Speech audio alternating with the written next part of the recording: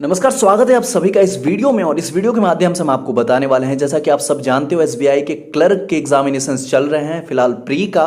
तो उसी के सिलसिले में आज हम वीडियो लेकर आए हैं, जैसा कि इसमें क्या कट ऑफ रहने वाला है, कितना गुड अटेम्प्ट होना चाहिए है, पैटर्न कैसा आ रहा है एग्जामिनेशन का। तो ये सारी चीज़ों को लेकर आज हम चर्चा करने वाले हैं। तो नमस्कार दोस्तों, आपने ट्यून किया है सक्सेस थंडर। चलिए वीडियो को शुरू करते हैं।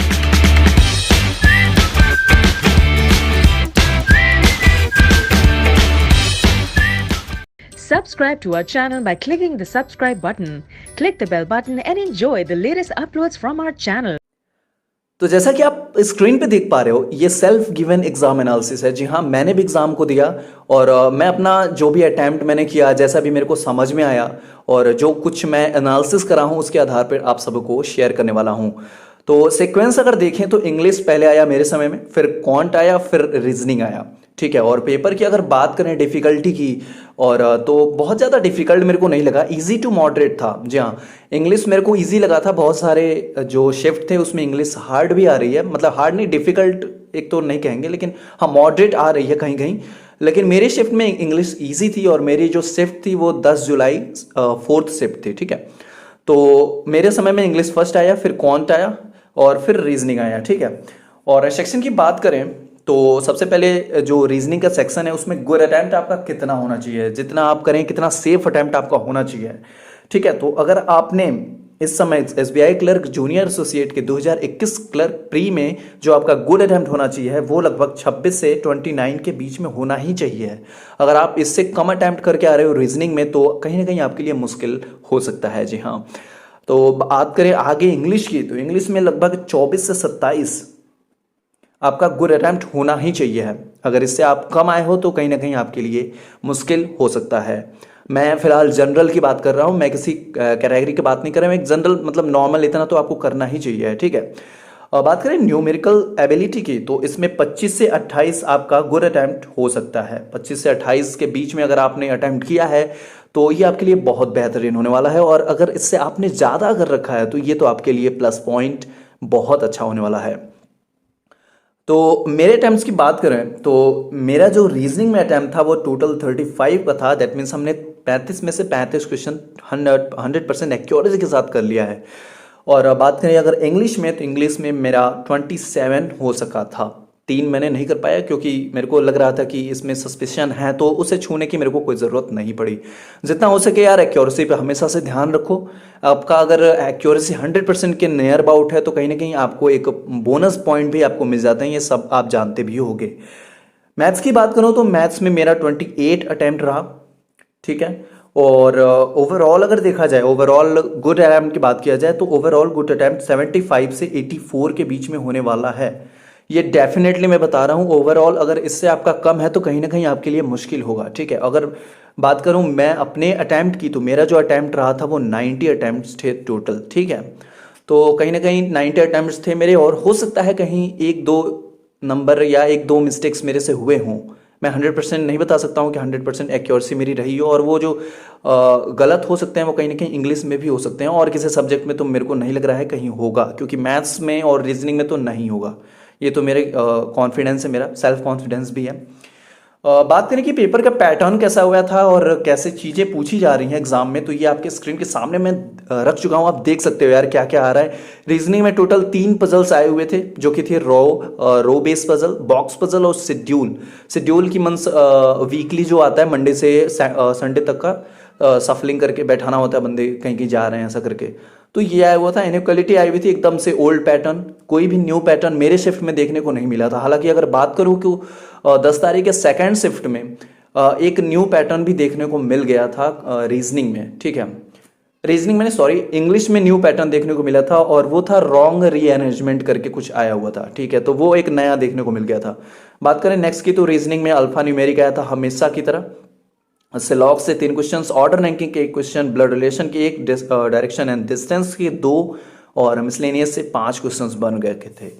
और बात करें अगर क्वांट की, तो क्वांट में डीआई आया हुआ था, कैसलेट, हाँ ये मेरे को अच्छा लगा कैसलेट डीआई। और प्री में हमेशा की तरह जैसे पीओ में आप देख रहे थे पहले कि पीओ के प्री में कैसलेट डीआई आती थी, अब आपको क्वांट में एसबीआई क्लर्क के प्री में भी आपको देखने को मिल जा रही है। पहले लगता था कि जैसे आरआरबी पीओ, आईबीपीएस पीओ के प्रीलिमिनरी में मिल जाता था, एसबीआई पीओ के प्री में देखने को मिलता था कैसलेट, अब जो कि आप एसबीआई क्लर्क के भी प्री में आपको देखने को मिल सकता है। और हो सकता है आने वाले एग्जाम जो कि आपके ग्रामीण बैंक के एग्जाम्स आने वाले हैं आरआरबीज के, तो हो सकता है उसके क्लर्क और पीओ के प्री में भी आपको कैसलेट डीआई देखने को 100% मिल जाए। क्योंकि आप सभी जानते हो यार एसबीआई को फॉलो करता है आईबीपीएस और आरआरबी या फिर जो भी कुछ है आईबीपीएस क्लर्क वगैरह सब हमेशा से फॉलो करते रहे एसबीआई को एग्जाम पैटर्न को लेकर के।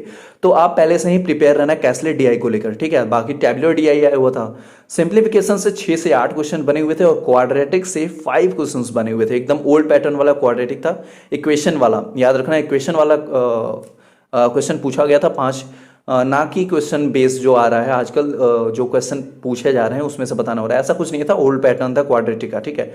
बाकी अर्थमेटिक्स से 13 से 14 क्वेश्चन आए थे, जिसमें से मिक्सचर एलिगेशंस बोर्ड से क्वेश्चन आया था, सीआईएसआई से एंड प्रॉफिट एंड लॉस से क्वेश्चन बना हुआ था।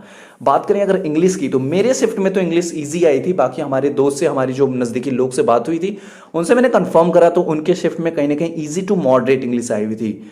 तो उनके अटेम्प्ट्स कुछ इंग्लिश में कम गए थे और मेरे शिफ्ट में जो कि हल्की सी इंग्लिश थोड़ी सी अच्छी आई हुई थी, तो मेरे में ऐसा हुआ था कि आरसी आया हुआ था 5 नंबर का।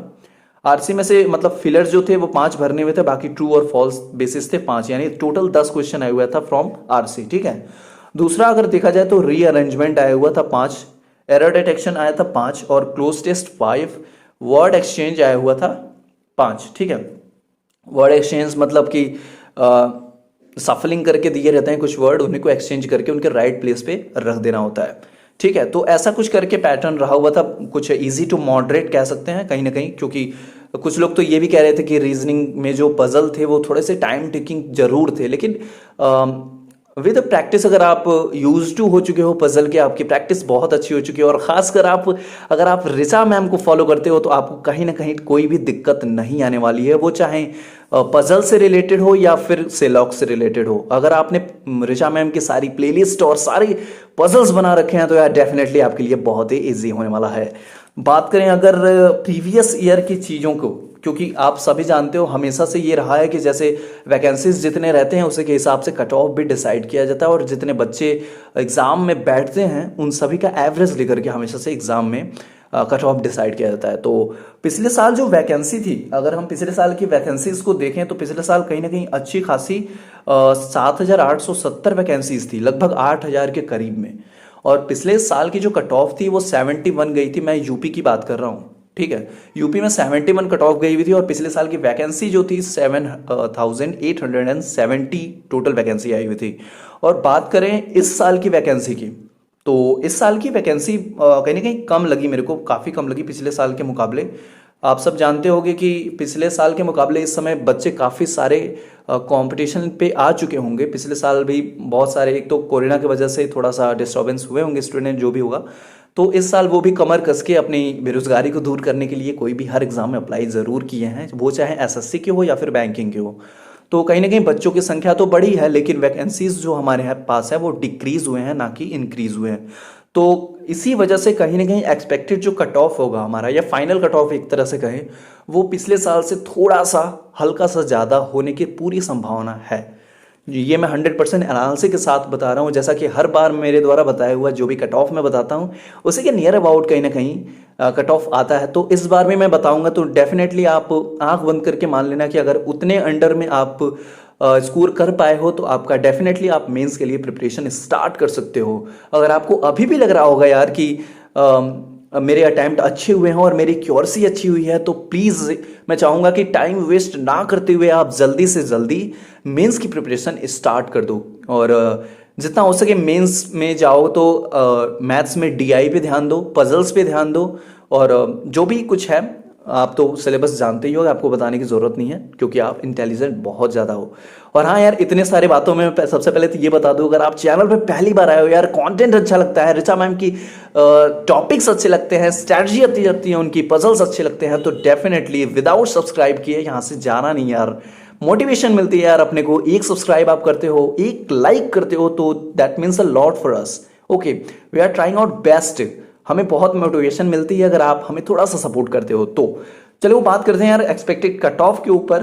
तो एक्सपेक्टेड कट ऑफ बहुत ज़्यादा अगर मैक्सिमम गया भी तो कहीं ना कहीं मैं बता दे रहा हूँ 72 से 77 के बीच में वैरी करने वाला है। इससे बहुत ज़्यादा डिफर नहीं रहेगा, 72 से 77 या 78 लगभग, इससे ऊपर कट ऑफ नहीं जाएगा।